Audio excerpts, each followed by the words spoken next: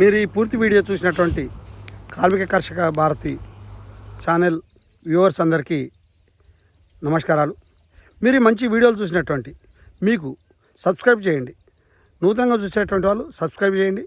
Subscribe చేసినటువంటి వాళ్ళు like చేసి షేర్ చేసి ఈ యొక్క మంచి వీడియోలు ఇవ్వడం కోసం మాకు సహకరిస్తారని మీ వెరమనే రవీందర్రావు. జై జవాన్, జై కిసాన్, జై భారత్.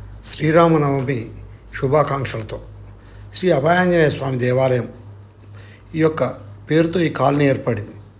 ఈ కాలనీలో ఈ దేవాలయంలో హిందూ సాంప్రదాయ పద్ధతిలో అనేక పండుగలు జరుపుతున్నటువంటి గత అనేక సంవత్సరాలుగా ఆనవాయితీతో జరిగినటువంటి ఈ శ్రీరామనవమి ఈ జరుగుతున్నటువంటి సందర్భంలో మీకు అనేక విషయాల్ని మీ ముందుంచడం కోసం ప్రయత్నం చేస్తాం.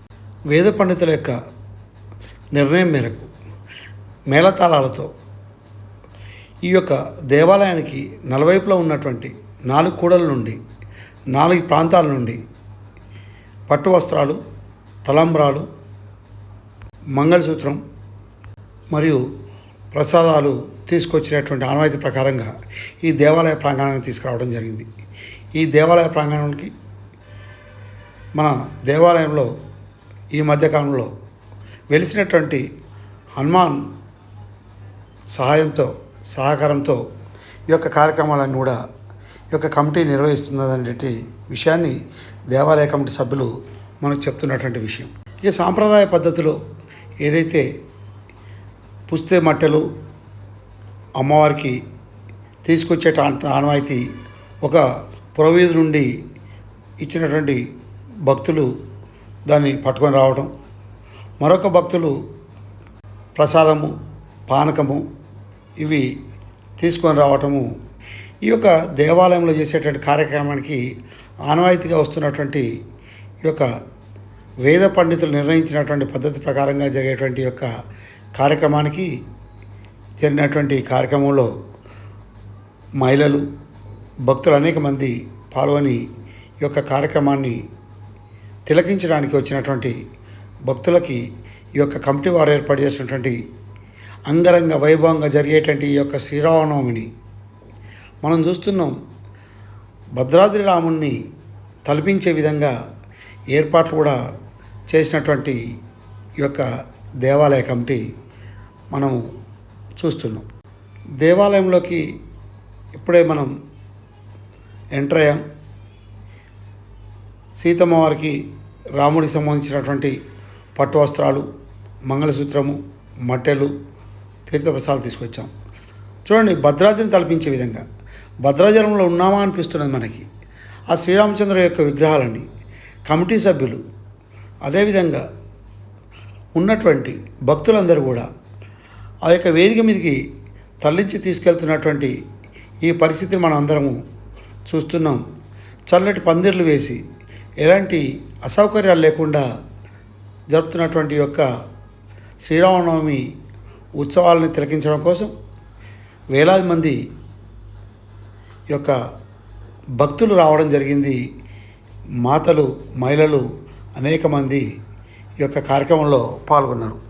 ప్రత్యేకంగా ఈ దేవాలయంలో మహిళలు కార్యక్రమాలకు ముందుండి నడిపిస్తూ ప్రతి వారం కూడా వీరి యొక్క కార్యక్రమాల్లో పాల్గొని సాంప్రదాయ పద్ధతిలో అనేక కార్యక్రమాలు చేసేటువంటి అనుభవం ఉన్నటువంటి భక్తి పరిమళేటువంటి విధంగా వారి యొక్క శ్రీరామనవమిని ఏర్పడిస్తారు. ఈ యొక్క శ్రీరామనవమికి మన యొక్క 31వ డివిజన్ ప్రజాప్రతినిధి రాజుగారు కూడా పాల్గొనడం చూడండి ఎంత ఆనందదాయకంగా ఉందో.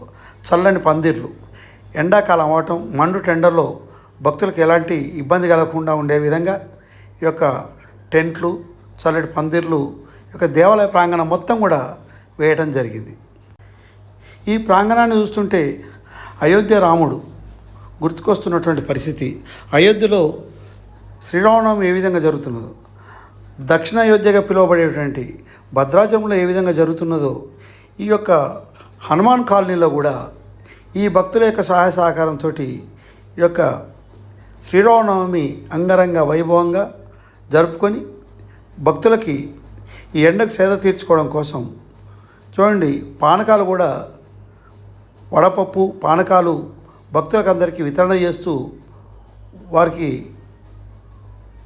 ఈ యొక్క శ్రీరామనవమి యొక్క విశిష్టతను పవిత్రతను తెలుపుతున్నటువంటి యొక్క శ్రీరామనవమి ఉత్సవాల సందర్భంగా మనము ఈ యొక్క కాలనీలో వరంగల్ జిల్లా షాయంపేట గ్రామానికి అంట రోడ్డుకు పక్కనే ఉన్నటువంటి ఈ యొక్క హనుమాన్ దేవాలయంలో శ్రీరామనవమి వేడుకలు చల్లటి పందిర్లు ఏర్పాటు చేసేసి భక్తులకు ఎటువంటి అసౌకర్యం కలగకుండా శ్రీరామనవమి జరపడం అంటే ఇది భద్రాచలం శ్రీరామచంద్రుడి ఆలయ సన్నిధిలో ఉన్నామా అనేటువంటి ఒక అనుభూతిని పొందేటువంటి ఈ భక్తులకు అన్ని సౌకర్యాలు ఏర్పాటు చేసినటువంటి ఈ కమిటీ యొక్క కాలనీలో ఉన్నటువంటి అందరి సహాయ సహకారాలతో రామభక్తులుగా ఆంజనేయ స్వామి యొక్క విశేషతను చూపిస్తూ శ్రీరాముడి యొక్క కళ్యాణం చేసినటువంటి సన్నివేశాన్ని కూడా మనం చూస్తున్నాం. శ్రీరాముడి కళ్యాణం తదనంతరం భక్తులు అక్కడికి వచ్చేసి వారి యొక్క కోరికలను కోరుకున్నటువంటి సందర్భం మనకు కనబడుతుంది. శ్రీరామచంద్రుడిని చూస్తుంటే నిజంగా సీతమ్మ వారు రాముడు అక్కడ ఉన్నారా, స్వయంగా వారు వెలిసారా అనిపించేటువంటి ఒక అనుభూతిని మనం పొందుతున్నటువంటి ఈ శ్రీరామనవమిని జరుపుకోవడం అనేది ఈ కాలనీలో జరిగే ఒక గొప్ప పండగ జరుపుకునేటువంటి వీరందరికీ కూడా. తదనంతరం ఈ భక్తులకు భోజనాల కార్యక్రమాన్ని కూడా ఏర్పాటు చేసామని చెప్పడం, వీరందరికీ అనేక మందికి వేలాదిగా తరలి వచ్చినటువంటి భక్తులకి స్వామివారు వేద పండితుల చేత కార్యక్రమం పూర్తయిన అనంతరం వారికి ఆశీర్వాదం ఇస్తూ షడగోపం ద్వారా వారి యొక్క దీవెనలు ఇస్తున్నటువంటి సన్నివేశం కూడా మనం చూస్తున్నాం. ఇది ఈ యొక్క సన్నివేశాలన్నింటినీ కూడా కార్మిక కర్షక భారతి చిత్రీకరించి భక్తులకందరికీ కూడా ఈ విషయం తెలిసే విధంగా ఈ సాంప్రదాయ పద్ధతిలో జరిగేటువంటి కార్యక్రమాలన్నింటినీ కూడా ప్రజలకు తెలపాలనే ఉద్దేశంతో ఈ యొక్క కార్యక్రమాన్ని మేము ముందుంచుతున్నాం. శ్రీరామచంద్రుడు రాబోయే రోజుల్లో అందరినీ చల్లగా చూడాలని, మంచి వర్షాలు కురవాలని. చూడండి, అమ్మవారికి సీతమ్మ వారికి రాముడికి వేసేటువంటి ఏదైతే దండలు ఉంటాయో ఆ దండలతో ఏ విధంగా నాట్యం ఆడుతూ బ్రాహ్మలు భక్తులు కూడా నాట్యం అనంతరం ఆ దండలని భగవంతుడికి సమర్పించడం అనేది ఒక సాంప్రదాయ పద్ధతిలో ఉన్నది. ఆ సాంప్రదాయ పద్ధతిలో ప్రతి కార్యక్రమాన్ని కూడా జరిపినట్లు భాగమే ఇవాళ దండల ద్వారా ఆ కమిటీ సభ్యులు, కమిటీ చైర్మన్, అదేవిధంగా భక్తులు, వేద పండితులు కూడా వారి యొక్క కుటుంబ సమేతంగా వచ్చేసి